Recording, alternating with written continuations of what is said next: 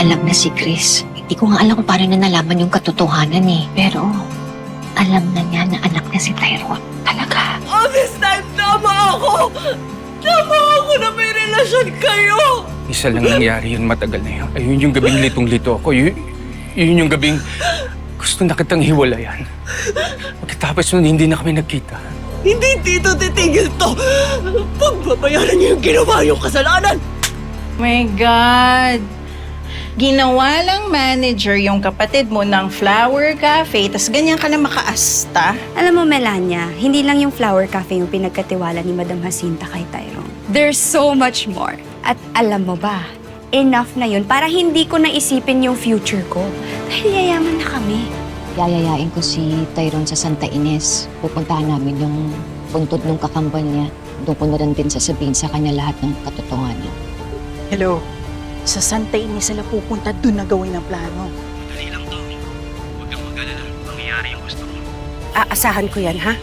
Huwag kayong papalpa. Kailangan na mangyari to. Nay, ano ba dadalawin natin dito? Doon ko na lang ipapaliwanag sa'yo. Ika na. Sigurado ka na ba sa desisyon mo? Oo, Doc. Alam mo, hindi ko na talagang kaya itago kay Tyrone eh. Paano kung sumabog to?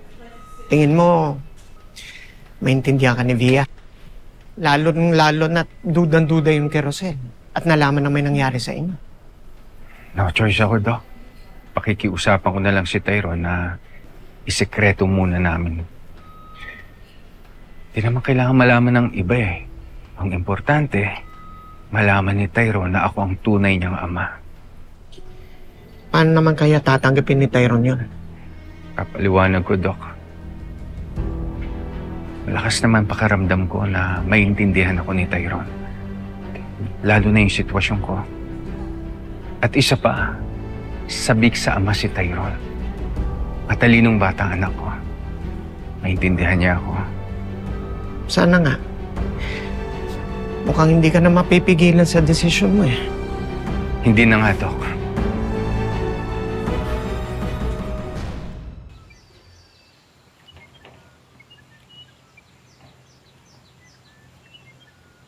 Nay, sino ang nakalibing dito? Bago ko sagutin yung tanong mo, pakinggan mo muna ako, ha? Meron ako ikukwento sa'yo. Nay, ano po yun? Minsan, nagmahal ako.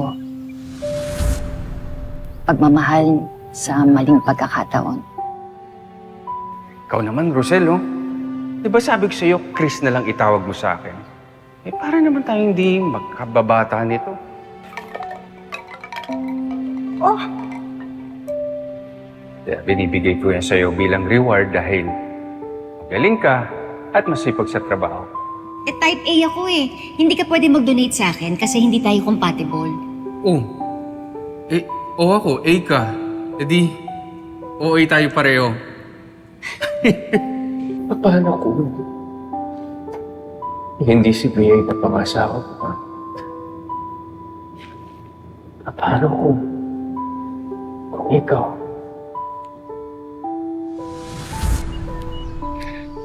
Naging mahina ako. Kaya, sinunod ko pa rin kung anong nararamdaman ko. Hanggang sa may nangyari sa aming dalawa.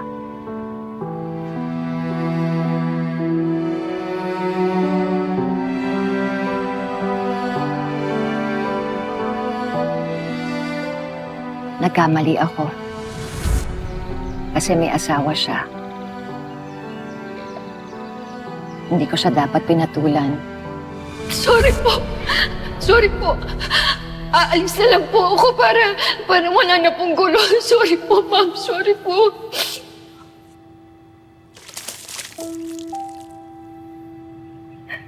Kaya nagdesisyon ako na layuan siya. Iwasan. Pero nagbunga yung nangyari sa amin. You're 6 weeks pregnant. Buntis po ako? Gusto niyang panugutan pero tumanggi ako. Kasi ayoko nang dagdagan yung pagkakamaling nagawa ko. Pero alam mo, kung merong mabuting na idulot yung mga nangyari, kayo yun. Ikaw at yung kakambal mo. Nay, sorry pero bakit yung sinasabi sa akin lahat to ngayon? Kasi gusto ko nang sabihin sa iyo yung katotohanan. Kung sino ang tatay mo, at kung sino yung totoong kakambal mo.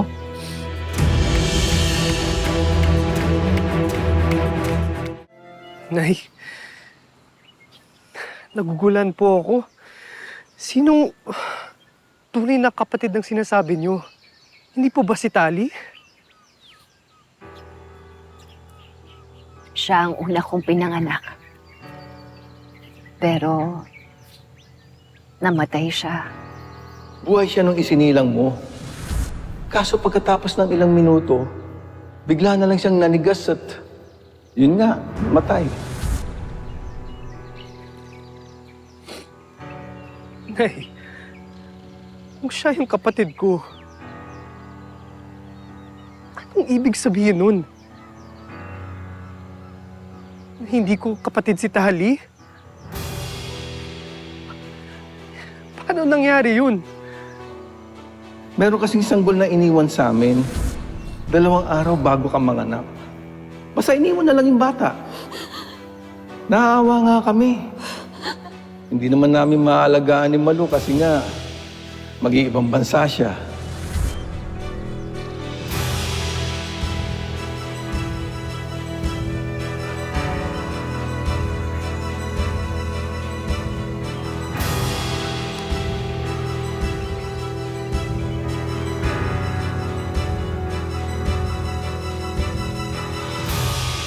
Madam, nasaan po si Tyrone? Akala ko ba kasama siya sa meeting natin? Sorry, Chris, ha? Biglaan kasi nagpaalam si Tyrone. May lakad daw silang mag-ina. Saan daw po sila pupunta? Sa Santa Ines. Mukhang magkukwento na si Rosel kay Tyrone. Santa Ines? Siguro sasabihin niya na ang tungkol sa akin. May kailangan bang malaman si Tyrone tungkol sa'yo?